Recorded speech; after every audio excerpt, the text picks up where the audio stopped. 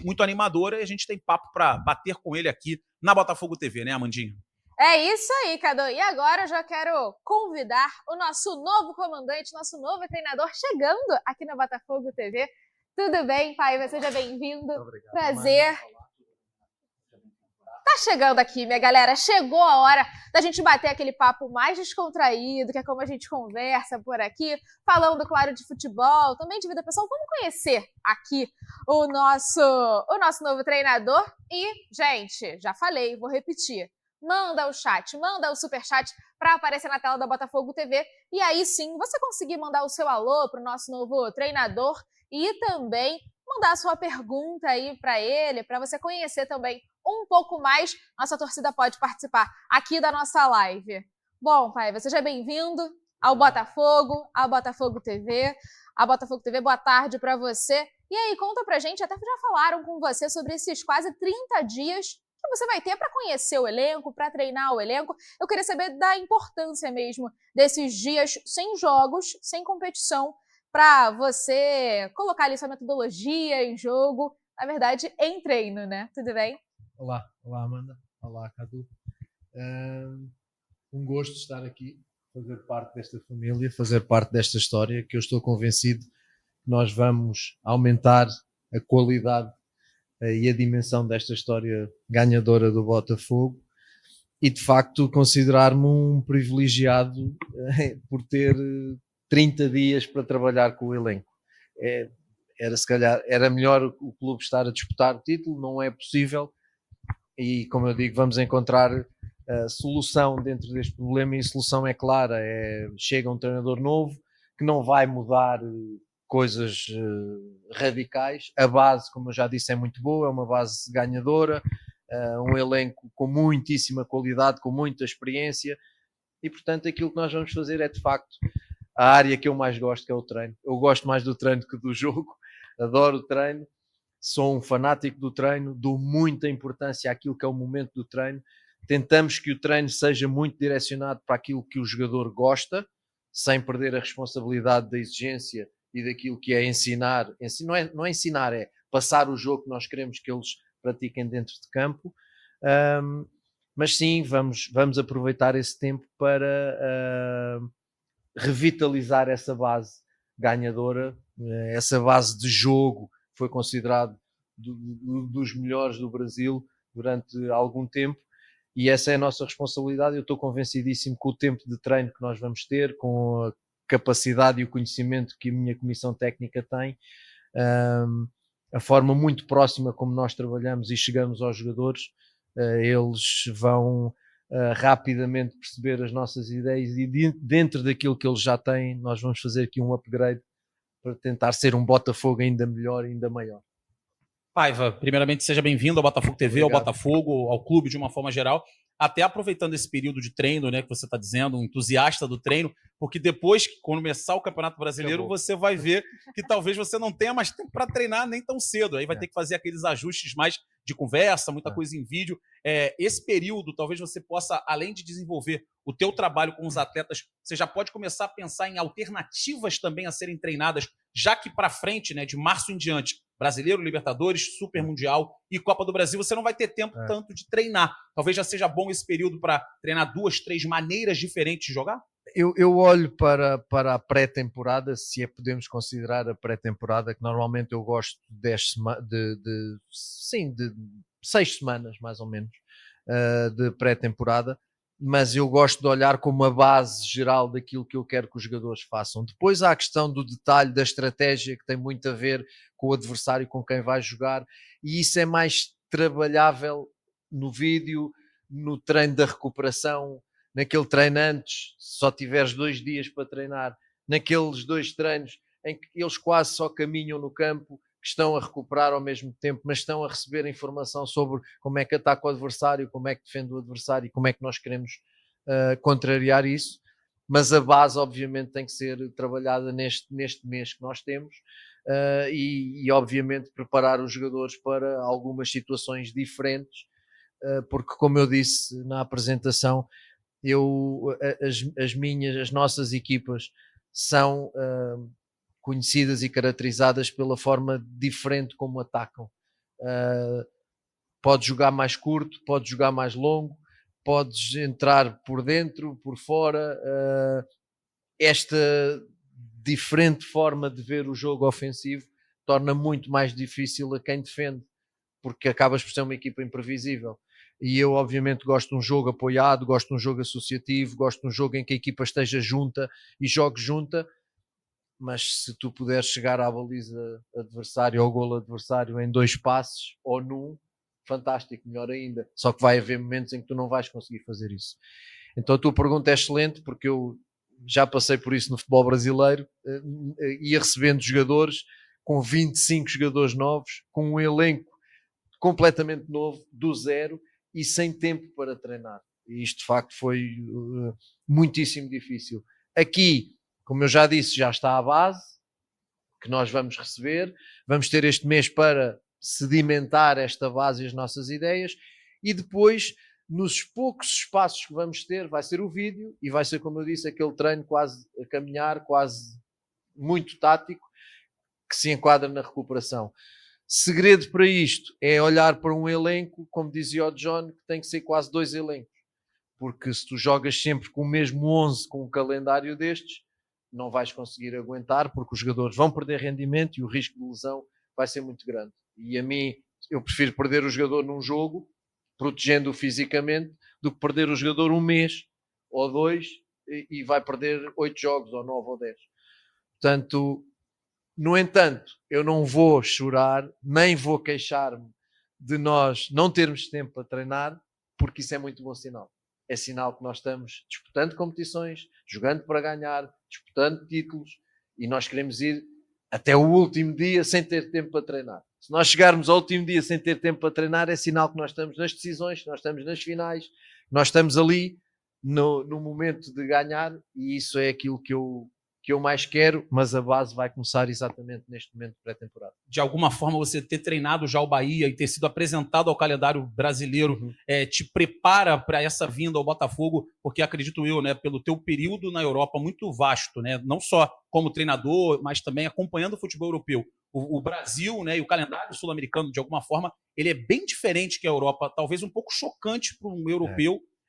O fato da sua passagem no Bahia te prepara para o que vem pela frente no Botafogo? Ter convivido lá com o calendário brasileiro lá atrás já foi bom nesse sentido? Foi obviamente, quando tu chegas a uma realidade que já conheces, é muito mais fácil a tua análise do que quando chegas a uma realidade que é tudo novo para ti, não é? E obviamente, no bom e no mau, estes 9 meses de Bahia foi um aprendizado muito grande. Haveria coisas que eu não voltaria a fazer, haveria coisas que eu repetiria, mas foram de facto 9 meses muito exigentes, dentro daquilo, como bem dizes, que é um calendário exigente, e o Bahia sem jogar competição internacional. Não é? Copa do Brasil, estadual, Copa do Nordeste e campeonato. Mesmo assim eram quatro competições. Óbvio que essa experiência me abre muito mais os horizontes e os olhos em relação àquilo que eu posso fazer aqui. No entanto, tenho que dizer que são 2 realidades e contextos completamente diferentes. Quando chego ao Bahia é o ano zero, não há elenco, contratas 25 jogadores novos, que é um elenco completamente novo, o Grupo City a pedir que tu jogues dentro das linhas, das guidelines do que é o Grupo City, o Manchester City, e tu teres que colar isto tudo. Como te digo, na pré-temporada chegaram 12 reforços, os outros foram chegando ao longo da época, e já não tinhas tempo para treinar. E, portanto, isto foi-te dando uma estrutura de percepção, de análise, corrige, erro, correção, análise, muito grande. No Botafogo, a realidade é diferente. É uma realidade, como eu já disse, de um grupo que está feito. Saíram alguns jogadores, é verdade, mas entraram outros. A reposição é muito boa. De um grupo que está feito e que é ganhador, onde eu não tenho que fazer uma revolução ou não tenho que começar do zero. O que eu tenho que fazer o que eu vou fazer é aproveitar de facto muita coisa boa que está e pôr o nosso cunho pessoal em alguns erros que nós vimos nestes últimos jogos, não é? Que há erros, e esses erros por acaso até acabam por resultar em golos, corrigir essas situações, mas sem criar uma revolução. Portanto, são realidades diferentes dentro do mesmo calendário e isso obviamente ajuda bastante. E você falou na entrevista coletiva que quando eu recebi a proposta, a conversa com o John, foi o escudo, foi o Botafogo, foi a estrela solitária que me trouxe até aqui. Eu queria saber o que te encheu os olhos aqui, o projeto do Botafogo também, claro, a sua história, a conversa também com o John. Conta aí pra gente também. Você já até falou, sou um escolhido também, né? Que é assim que a torcida se identifica. Conta um pouquinho pra gente como foi isso. É porque não vale a pena esconder, há um processo largo de pesquisa, estudo e escolha de treinadores assumido pelo John. Muita gente olha para o copo meio vazio, eu prefiro olhar para o copo meio cheio. Não sei se vocês dizem isto aqui no Brasil. Sim. Eu prefiro olhar para o copo meio cheio. O meio vazio é, tu foste o último porque os outros não quiseram. É uma perspectiva de vida. Para mim, o copo meio cheio é, eu fiz parte de um grupo de gente muito importante no futebol brasileiro e mundial para poder ser treinador do Glorioso, mas o escolhido fui eu. Portanto, orgulhoso de fazer parte deste grupo, orgulhoso pelo meu nome estar durante algum tempo no meio desses nomes,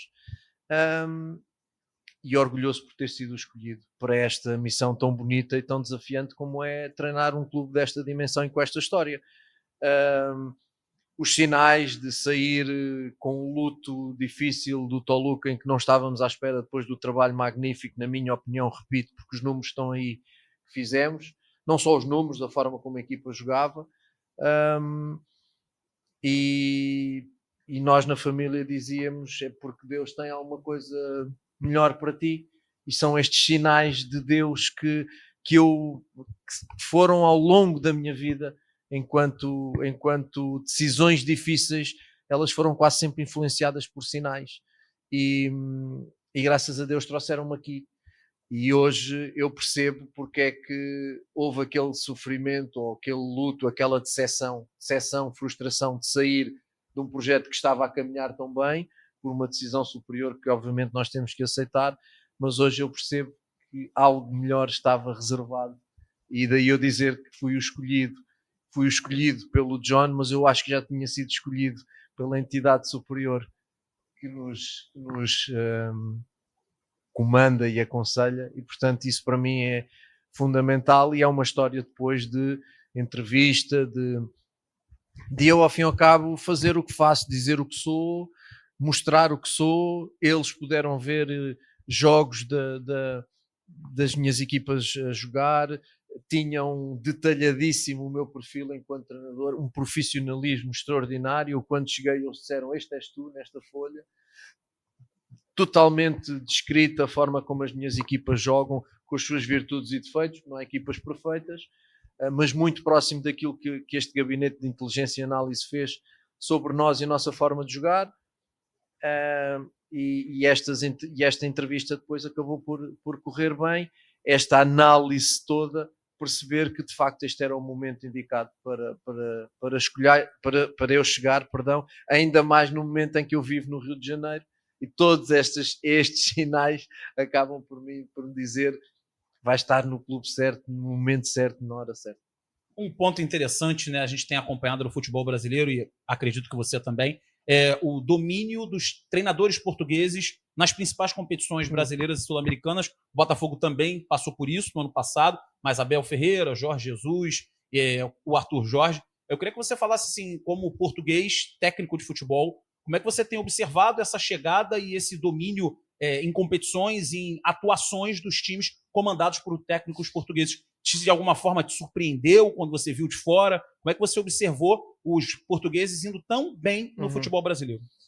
É assim, eu não gosto muito de olhar isto na perspectiva da bandeira, do nacional. Se eu falar em Fernando Diniz, em Jardine, em Tite, eu estou a falar Dorival Júnior, técnico Dorival, da seleção. Eu estou a falar Renato Gaúcho, estou a falar em grandes treinadores brasileiros.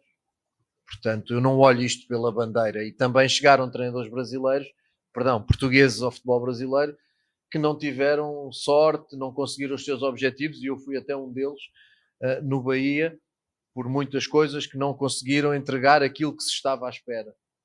Não nos faz nem piores, porque o contexto também define muito aquilo que tu és nesse momento. Por isso é que eu digo que o Toluca foi o melhor trabalho que nós fizemos. E eu não era o ruim do Bahia e nunca me senti assim. Agora, os contextos definem muito aquilo que tu és e da forma como trabalhas. Agora, é verdade que, por exemplo, eu digo sempre isto, quando fomos campeões com o Independiente del Valle, nós fomos o 37º português a ser campeão em 37 países diferentes do mundo. Há 37 países em que um treinador português foi campeão. Também são sinais, também alguma coisa diz que a nossa escola tem alguma qualidade. Fiquei surpreendido quando chega Jorge Jesus, porque praticamente só cá tinha estado Paulo Bento, acho eu, antes. E não estava com um trabalho no Cruzeiro muito, muito interessante. E é o Jorge, com o seu êxito, porque isto é de ganhar, porque isto é de ter êxito, porque se o Jorge chega e não ganha... Os outros portugueses talvez não viessem. Exatamente. Jorge abre a porta pelo extraordinário trabalho que fez. E depois há o seguimento do Abel, que não ganha só uma vez, está lá em cima e quando não ganha compete. Chega o Arthur e faz o que faz aqui no Botafogo. O próprio Luís Castro, neste Botafogo, eu estou convencido, não gosto de futurologia, mas estou convencido que se ele não sai, ele tinha sido campeão com a vantagem e a gestão e como a equipa jogava que ele tinha nesse momento.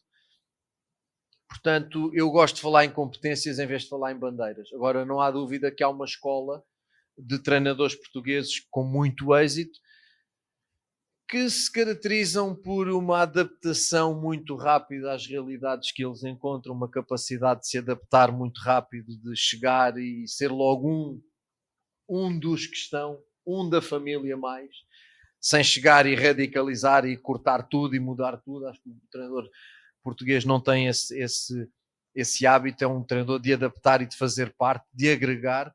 Pois é um treinador estudioso, que gosta muito da tática, que gosta muito de estudar o jogo,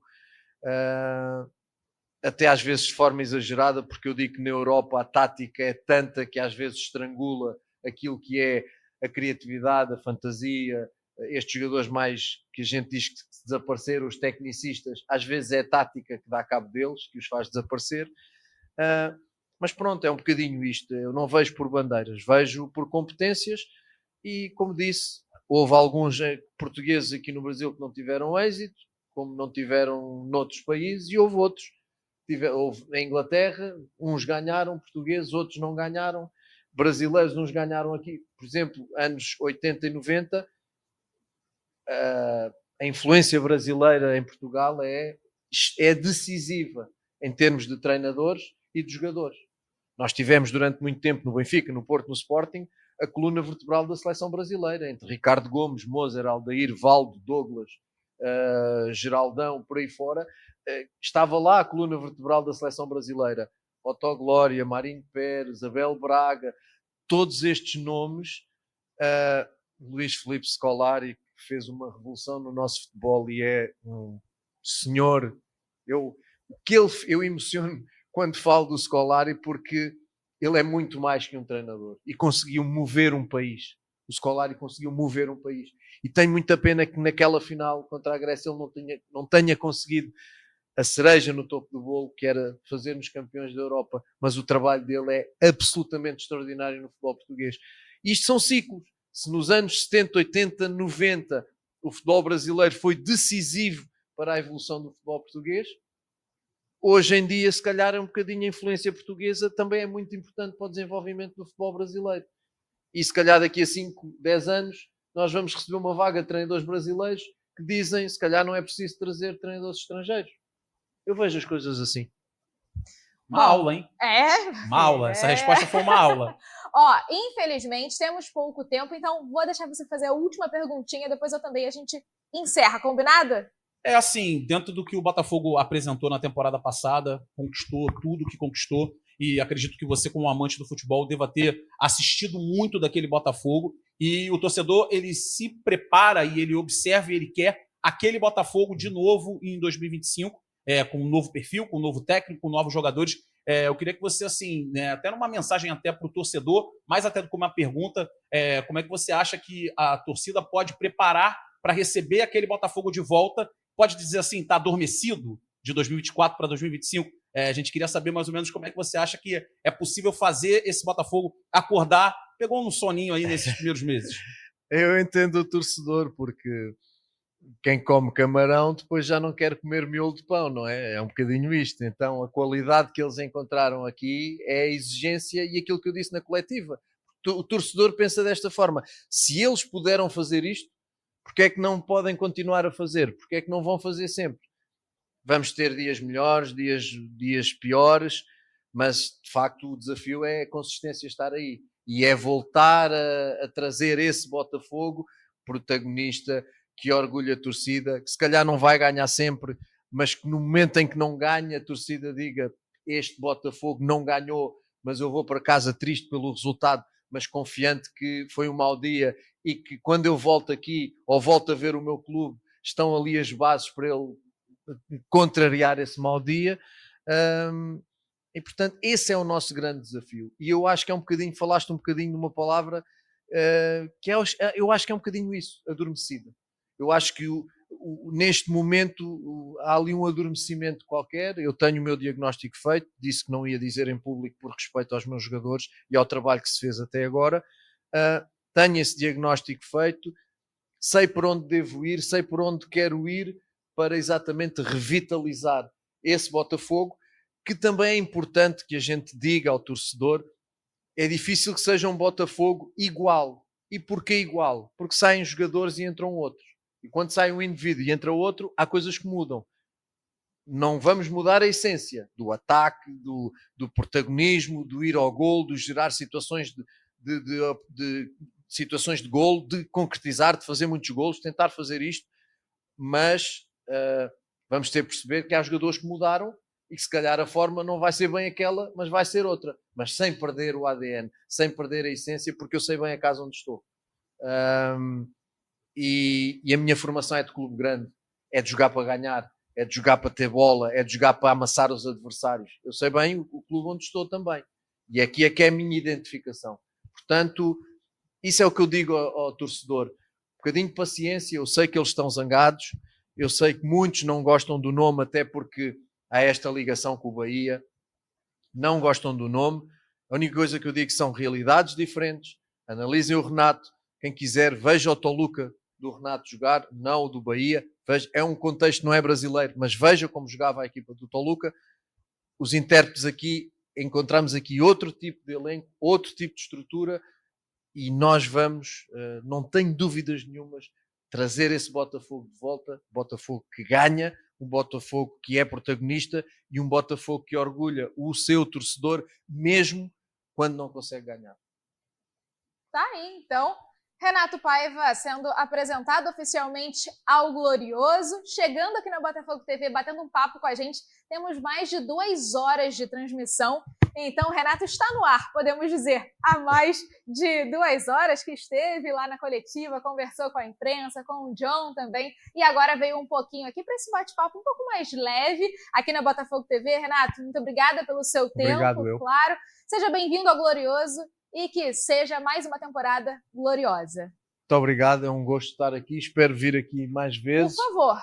Com o sorriso de todos, porque é para isso que nós vimos, para fazer a nação e a família. Eu gosto, é esta palavra que eu digo, a família botafoguense, continuar a que fique feliz e que fique orgulhosa com aquilo que nós vamos fazer dentro de campo. É isso, e que volte mais vezes, né, Cadu? Com certeza, né? Porque é sinal de que gostou, a gente pode aqui bater papo e conversar mais profundamente, porque eu vi alguns jogos do Toluca dele, o Elinho ex-Bragantino na ponta direita, o Paulinho centroavante português. Tem muito papo. Teria tempo aqui para era um Toluca impressionante, mas o tempo para hoje está curto, mas a gente marca uma segunda. É isso, fechado então. Combinado. Cadu, um beijo para você, até breve.